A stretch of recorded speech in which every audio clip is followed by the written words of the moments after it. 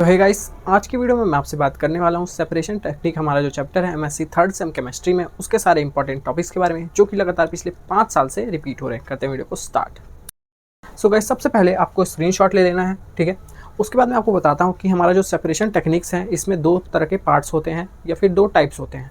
पहला आता है क्रोमेटोग्राफी वाला टाइप और दूसरा होता है एक्सट्रैक्शन वाला।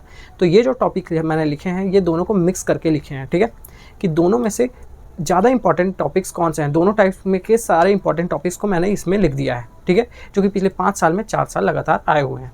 तो सबसे पहले आपको कर लेना पेपर क्रोमेटोग्राफी, और पेपर क्रोमेटोग्राफी पूरा नहीं करना है, ठीक है, उसका कुछ बता रहा हूँ। एप्लीकेशन करना है, सोर्स ऑफ एरर करना है और प्रिकॉशन करना है, जो कि एग्जाम में डायरेक्ट पूछा गया है, ठीक है।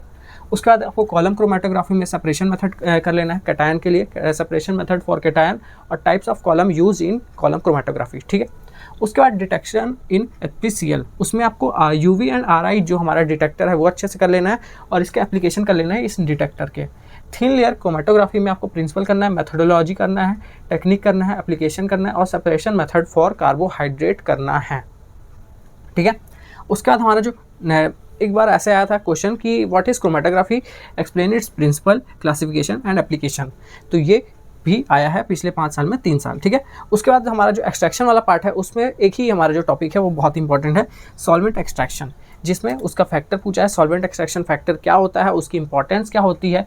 उसी में सॉल्वेंट एक्सट्रैक्शन में ही आता है हमारा सिनर्जिक एक्सट्रैक्शन और कॉन्करेंट एक्सट्रैक्शन, और सॉल्वेंट एक्सट्रैक्शन का प्रिंसिपल भी पूछा है और एप्लीकेशन भी पूछा है। तो अगर आप एक्सट्रैक्शन वाला पार्ट कर रहे हो तो सबसे पहले आपको सॉल्वेंट एक्सट्रैक्शन कर लेना चाहिए, ठीक है।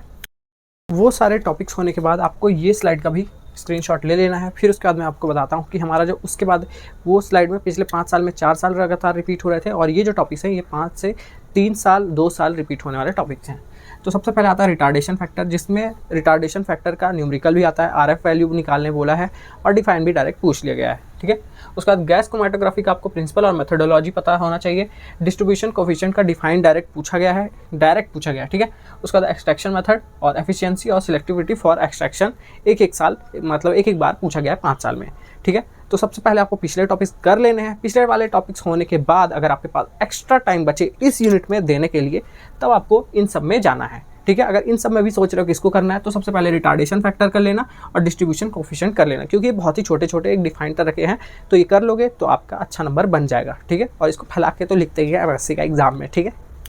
सो गाइस, ये था एक छोटा सा वीडियो सेपरेशन टेक्निक चैप्टर हमारा जो है एमएससी थर्ड सेम केमिस्ट्री में, उसके सारे इंपॉर्टेंट टॉपिक्स के ऊपर जो कि लगातार पिछले 5 साल से रिपीट हो चुके हैं। अगर आपको ये वीडियो अच्छा लगा इसको लाइक कर दो, चैनल को सब्सक्राइब कर दो इसी तरह के यूजफुल वीडियोस के लिए। करते हैं वीडियो को एंड, मिलते हैं नेक्स्ट किसी वीडियो में, तब तक के लिए बाय बाय।